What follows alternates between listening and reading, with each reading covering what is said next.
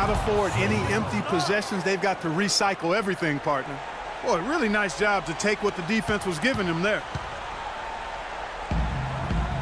Right side Bradley, and he commits the intentional foul.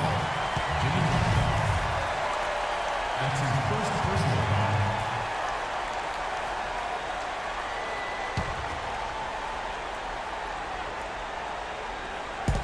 36 seconds left in the fourth quarter. And really, with every point from this point on, it seems like they're just closer to finishing this one off. If they haven't already done it. I mean, hey, it's been a tremendous all-around performance from this group. I don't think there's any question about that. Here's Freak. Here's Gasol. And 2 free throws coming up as he misses that one. Drawing the whistle on a lot of contact there. It's going to go on Willie Cauley-Stein. I tell you what, he earned his money on that foul.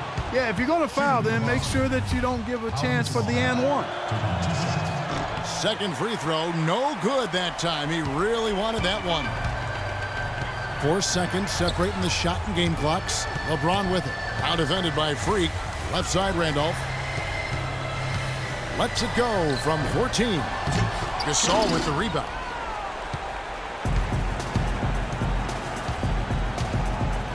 Now the feed to Freak. Off target with his 3. So we see Boston get the win here. Thank you. The 2K Sports postgame show.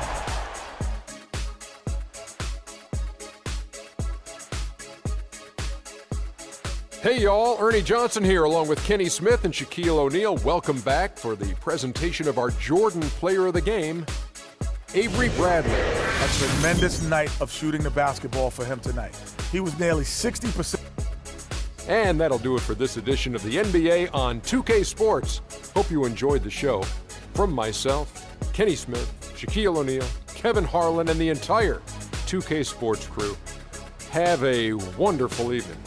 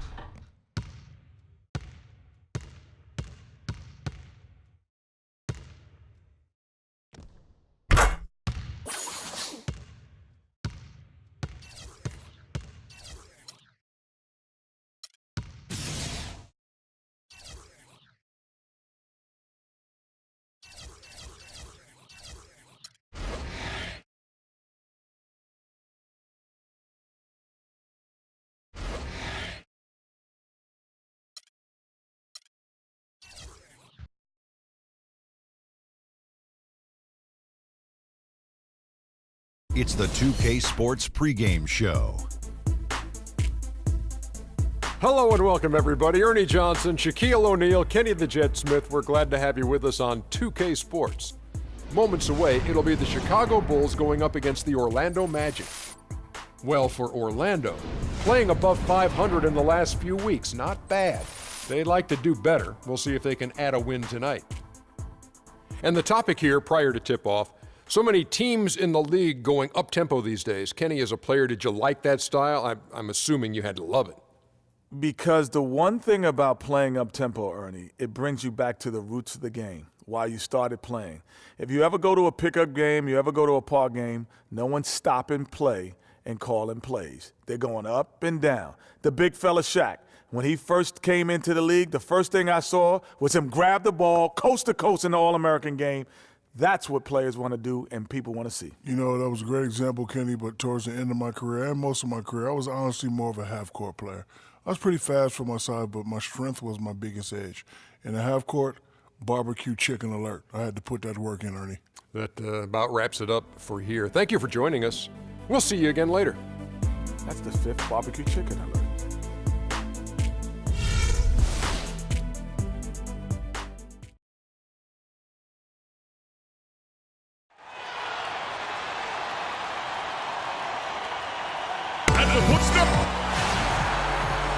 We're in the place they call the United Center in Chicago, the home of the Bulls, where today we'll be broadcasting live.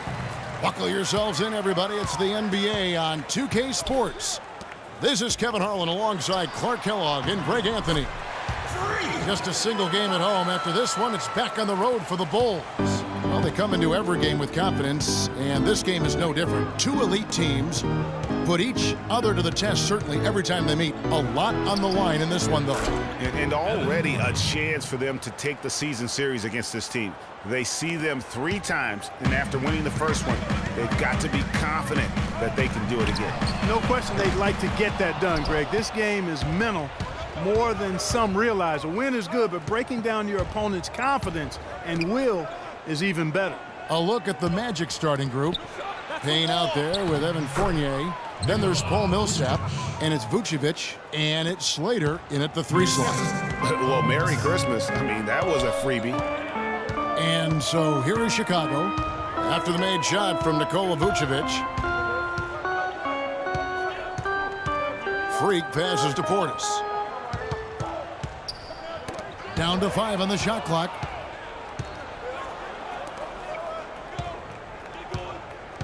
Pass to Payne. To the paint. Here's Millsap. Chicago grabs the miss. They couldn't put the pieces together, losing that last matchup with Boston. You know what? A lot of three-pointers, but for me, more so, it was the shot selection on those three-pointers. I just felt like they were just too trigger-happy from downtown. You know, Greg, sometimes you're able to shoot your way out of a slump, but they just kept making things worse. Sometimes the harder you try, the worse it gets. Now Payne following the three-point attempt by Freak. Vucevic, and so he earns a trip to the line. Officials saw the contact, and he'll shoot 2. Wow, he got whacked on that one. Shouldn't be much debate there. Blatant contact, straightforward call, simple. This is his first trip to the line tonight. And he's kept his percentage at a decent level, right around 74. You know, there's been some improvement in his free throw shooting this year. His percentage has taken a little jump compared to last season. For Orlando, they won their last contest, that game against Detroit. You know, they played well enough to win, but to be honest with you, I just felt like their opponent's defensive performance was shaky at best. Yeah, I'd go along with that, Greg. I mean, the game wasn't handed to them, but they definitely didn't have to work as hard for it as they should have. The Bulls have gone 1 of 3 for the field to start this one so far. Here's Freak. Not enough on that one as it misses. Not really his best quarter as far as scoring. Let's see if he can eventually get back on track. Yeah, clearly he had an established position there. Yeah, and I like this call because you want the refs in that situation. If there's any doubt, err on the side of giving the benefit of the doubt to the offensive player. That should have been a block, and it was.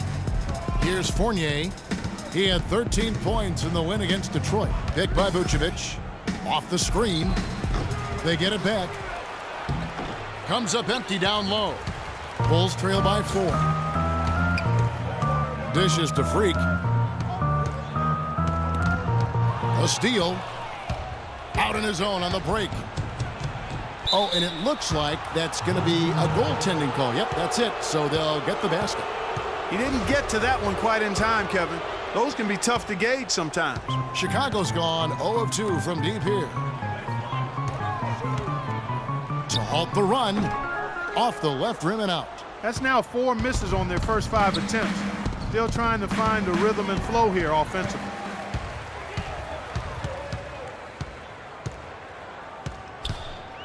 From downtown, Millsap grabs the miss. He's going to play his way right onto the bench and out of the game if he continues to shoot it like he has so far in this quarter. And here we go. Freak heading to the hoop.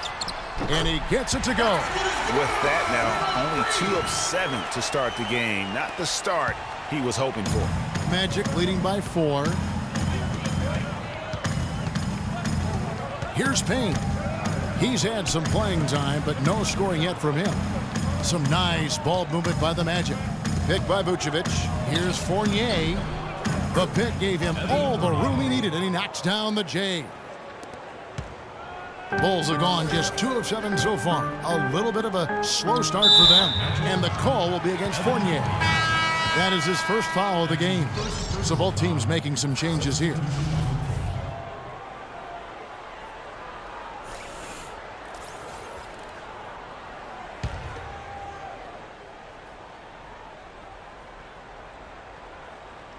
Here's Freak. He's coming off a 22-point game against Boston.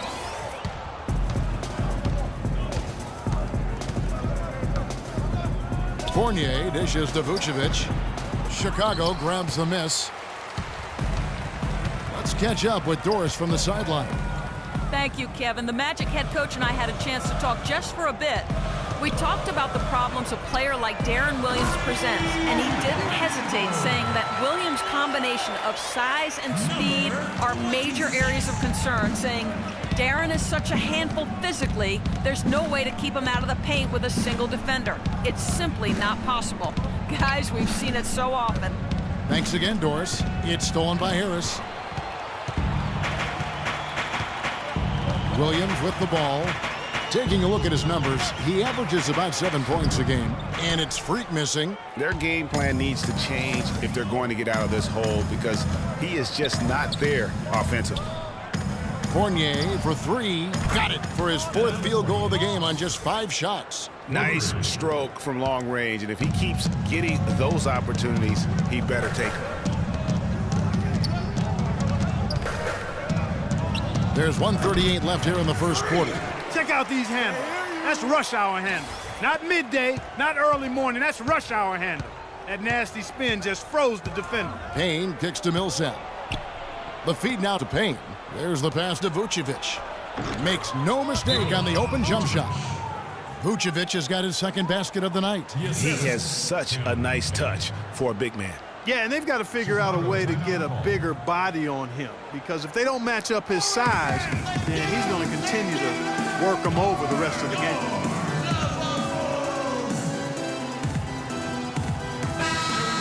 Well, free throw shooting, such an important part of the NBA game.